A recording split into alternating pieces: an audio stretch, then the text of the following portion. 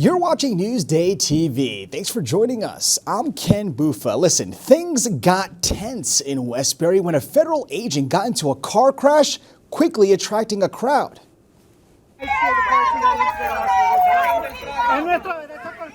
So a vehicle carrying a Homeland Security agent collided with another car right near the Park Avenue Elementary School. Now, the district says no agents were on campus. The agent and the driver of the other car were taken to the hospital with minor injuries. These agents were not working for ICE. They were in town on an unrelated investigation. Now, police did not say what the investigation was about. And to read more about this story, click Get More. Well, the Newsday TV video box. And police have identified the man found dead in a police detective's backyard pool. Cops say Matthew Zoll's body was found when the detective's family opened their pool last month at their home in East Shoreham. The detective is a member of a task force that had been searching for Zoll. Now, the 23-year-old was wanted for stabbing his own father to death back in November. The cause of Zoll's death is being investigated. And Rex Heuermann's family is speaking out in a new documentary.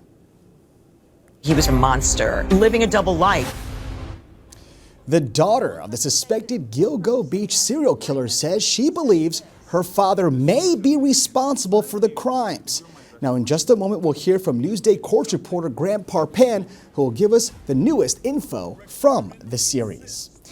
And the Hempstead Town Board approved a rezoning the site of the Nassau Coliseum to build a casino. The unanimous vote came at a meeting today where many of the speakers were opposed to a casino, citing quality of life concerns. Las Vegas Sands recently announced it's no longer planning on developing the project. There is a June 27th deadline for another company to take over. All right, let's take a quick look at tomorrow's weather. We had a bunch of rain today and clouds overhead. Well, that is not the story for tomorrow. It's going to be beautiful. We'll have your 7-day forecast coming up in the broadcast.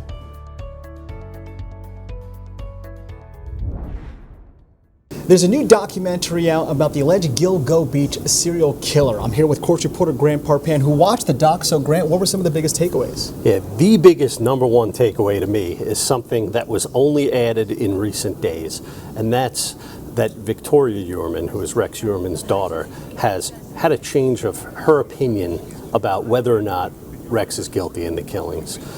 She called producers last week, is my understanding, and said that she wanted to say that she now believes her father is most likely the Gilgo Beach killer. Is there anything else that was in there that might have surprised you, that might have been new? Yeah, well, I'm always, I'm in court, so I'm always looking at the evidence. And a lot of the evidence that we've gotten from Gilgo, the only real evidence that we've seen is what's included in bail letters. Each time he's been arraigned, a bail argument's been made. And in that, they've shared bits of the evidence that they have in the case against him.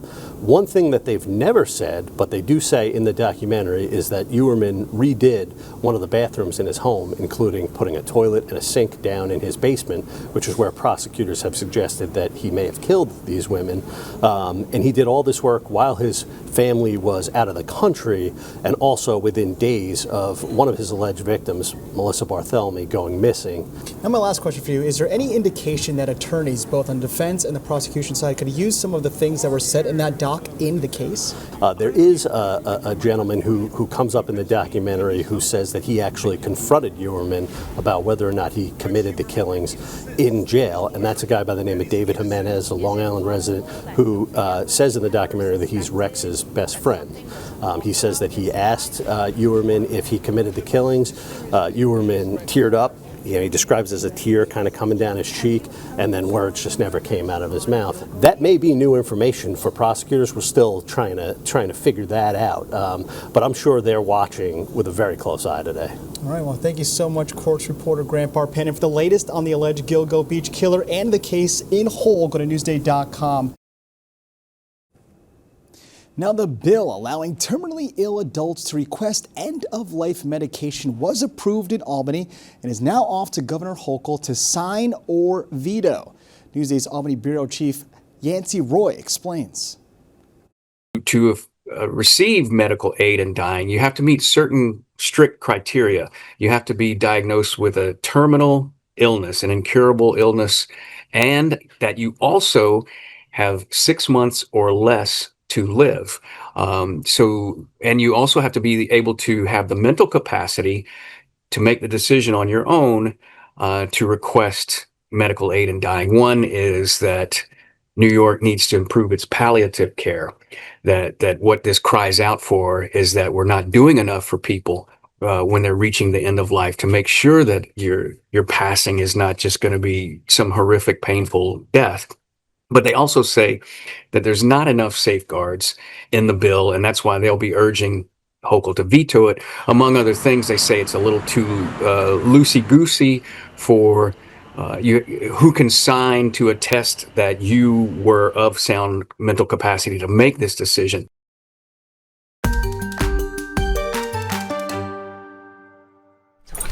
Warmer weather means spending more time outdoors, increasing the chances of tick bites, not only for humans, but also pets. Ticks can transmit diseases such as Lyme in pets, especially dogs, which has some pet owners worried.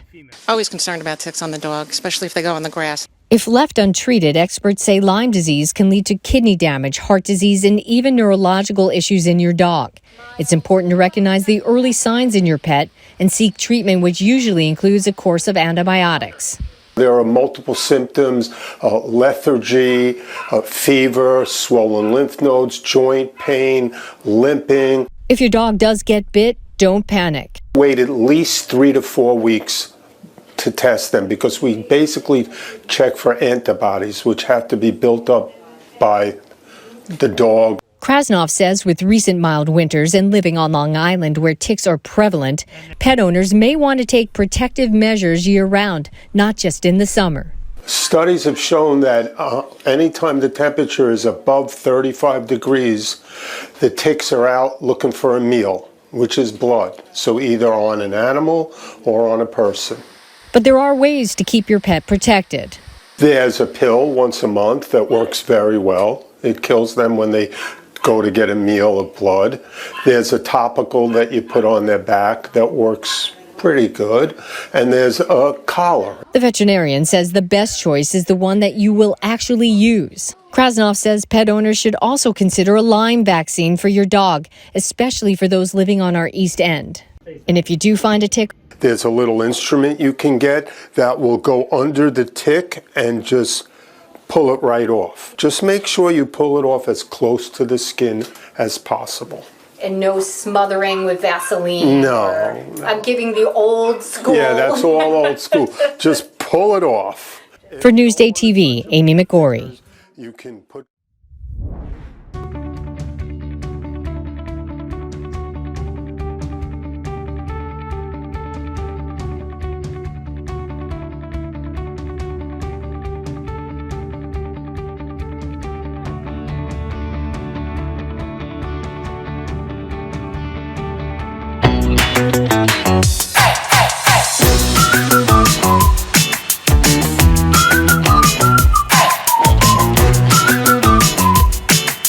Grab your tickets, we're going to Adventureland. Bye, Florio. You having a nice time? So if you live on Long Island, you've likely been to Adventureland, but today we're going to see what it's like to actually work here, and the first stop is we're going to get more food. With thousands of customers visiting throughout the season, most of them come hungry. And for the last 15 seasons, Mary Ann Asif has been here to feed them. You're interacting with hundreds of guests every day. The food operations manager says to serve the masses, you have to have a certain persona. You have to be a people person, you have to interact with a lot of guests, you have to be happy, and you have to be goal-oriented. We want the guests to feel welcome here. All right, so the food is really good, obviously, but now the best part, I think, about an amusement park is the game. So let's go check that out. And the first player that gets to 150 points gets to take home one of our prizes here. If you don't see her, you'll hear her. Ava Zimic has been here for 5 seasons, running some of your favorite games. Since this is like Adventureland, staple of Long Island, like I just get to meet everyone from like different cities and stuff, and so it's just great, and I've met some of my lifelong friends here. But even with all that experience, I had to see if she had what it takes to play to win. There you go. Oh, you were way off, Ava. Oh, wait, then move. Who won? Oh, by 10! All right, so I'm not very good at the games, but there is one thing I am good at, and that is ride. So, time for a ride. And for that, let's chat with Juliana Palmieri, who says when the park is crowded, life as a ride operator is... madness. It is madness. Just how mad is it? Let's take Juliana for a ride. Hands up, hands down, what do we do? Hands up. Hands up, and how fast does this go? Maybe like 1,000,000 miles per hour. Despite all the chaos, staff says working here can be a blast. Not just for the thrills, but the memories each season brings. You get to see them from being little kids, and then they grow up and they're great people. I just love to see like the little kids like just smiling, and like the parents like just like freaking out and everything. It makes the job all worth it. It makes all of the angry customers, all the busy moments, all the 3-mile hikes up and down the track, it makes it all worth it.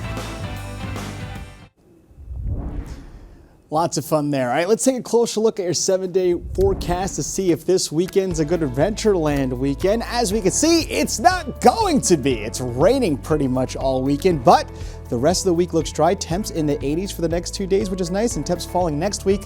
We'll see if the weekend clears out by the time we get there. Long Island weather is brought to you by Fire Island Ferries. You're watching Newsday TV. For more on all the stories you've seen here today, go to Newsday.com. I'm Ken Buffa. Thank you so much for joining us.